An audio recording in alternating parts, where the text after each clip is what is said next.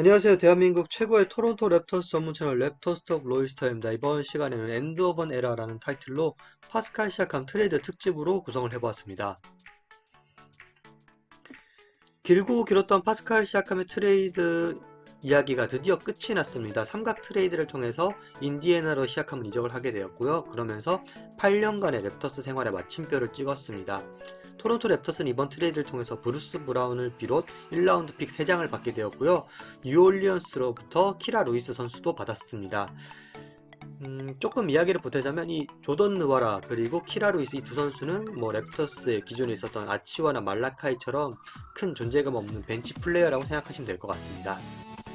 시아캄이 랩터스를 떠나면서 남긴 기록은 올타임급 레전드 기록이었습니다. 통산 경기 출장, 필드골, 리바운드, 득점 모두 탑5에 올라있고 챔피언십 익스피리언스를 비롯해서 2019년에 MIP 기량발전상 그리고 통산 NBA, 올 NBA 팀 2회와 올스타도 2번 올랐던 선수였습니다.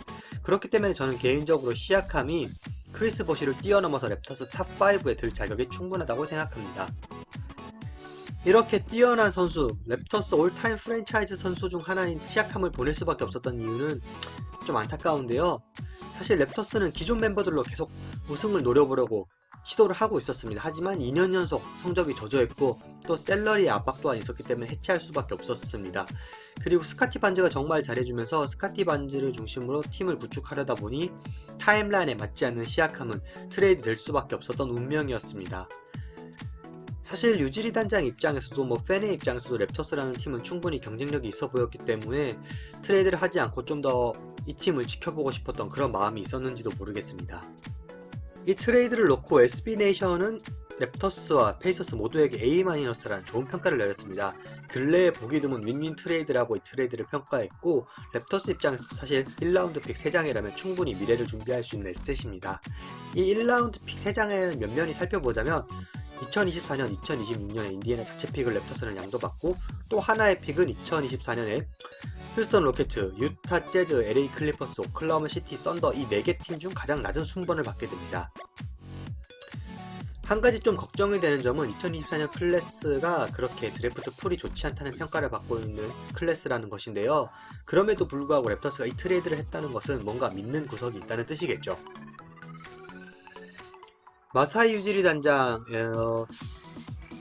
드로잔을 보낼 만큼 뭔가 냉정한 이미지가 있는데 이 파스칼 시아캄에 대한 이야기를 하다가 의외의 모습을 보였습니다. 감정이 격해지면서 눈물을 보였는데요. 사실 유지리 단장은 시아캄을 처음 만난 것이 시아캄이 처음 농구를 하게 된 바스켓볼 위다 볼도 아프리카에서 만났기 때문에 그의 어린 모습을 모두 기억하고 있기 때문에 순간적으로 이 감정이 나타났던 것 같습니다. 그리고 시아캄 역시 토론토 팬들에게 마지막 작별의 인사를 남겼는데요. 이 작별 인사를 쭉 읽어보면서 느낀 점은 선수로서도 시아캄이 많이 성장했지만 한 명의 사람으로서 인격적인 부분에서도 많이 랩터스와 토론토에 있으면 성장을 했구나라는 걸 느낄 수 있었습니다. 저도 늘 랩터스 톡을 통해서 반즈와 시아캄이 공존이 되지 않기 때문에 반즈를 택해야 되고 시아캄을 트레이드 해야 된다라고 이야기했지만 이렇게 막상 시아캄이 떠나니까 마음 한켠이 허전한 건 어쩔 수가 없습니다. 이렇게 오지 아누노비에서 시아캄까지 떠났지만 랩터스는 추가적으로 팀 개편을 할 예정입니다. 랩터스에서 언터처블로 밝힌 선수들 스카티 반즈, 임마누엘 퀴클리, RJ 베럿 그리고 야코 퍼틀 이 4명 외에는 모두 트레이드가 가능하다고 했고요. 그렇기 때문에 게리 트렌치 주니어, 브루스 브라운, 크리스 부시에 등이 유력한 트레이드 후보로 떠오르고 있습니다. 이 중 첫 번째 선수는 브루스 브라운입니다. 시아캄 트레이드를 통해서 랩터스에 이적한 선수인데요. 좋은 롤플레이어로서 많은 팀들의 관심을 받고 있습니다. 그렇기 때문에 랩터스도 본인도 랩터스에서 계속 뛰는 것보다는 다른 팀으로 이적하기를 선호하고 있고 랩터스는 이 브루스 브라운의 대가로 1라운드 픽 한 장과 젊은 선수를 요구 중이라고 합니다. 또 한 명의 트레이드 후보는 크리스 부시에인데요. 활동량이 뛰어난 3&B 3M 블락 타입의 장신 포워드로서 여담이지만 랩터스에 남은 유일한 우승 멤버입니다. 그리고 게리 트렌트 주니어 이번 시즌에 굉장히 실망스러운 모습 많이 보여주면서 가치가 많이 떨어졌는데요. 역으로 가치가 많이 떨어졌기 때문에 헐값에 이 트렌트 주니어가 트레이드 되지 않을까라는 생각에 많은 팀들이 입찰을 하고 있다고 합니다. 그리고 데니스 슈레더 역시 트레이드가 가능하다고 하니까 2월 8일 트레이드 데드라인까지 랩터스 최소 한 건의 트레이드는 더 있을 것으로 전 예상하고 있습니다. 시약함 트레이드 이후 뜬금없이 크리스찬 콜루크가 웨이브되었는데요. 처음에는 로스터 확보를 위한 자리 만들기를 위한 방출이 아니었나 싶었지만 나중에 밝혀진 사실로는 호흡기 질환으로 인한 혈전 때문에 선수 생활의 위기였다고 합니다. 정말 안타까운 방출인데 그렇기 때문에 NBA에서는 이제 어쩔 수 없이 랩터스도 자리 확보를 위해서 방출을 할 수밖에 없었지만 905 계약을 맺으면서 계속 팀과 연계를 할 예정이라고 하고요. 콜로코가 기적적으로 회복해서 다시 NBA로 돌아올 수 있기를 바랄 뿐입니다.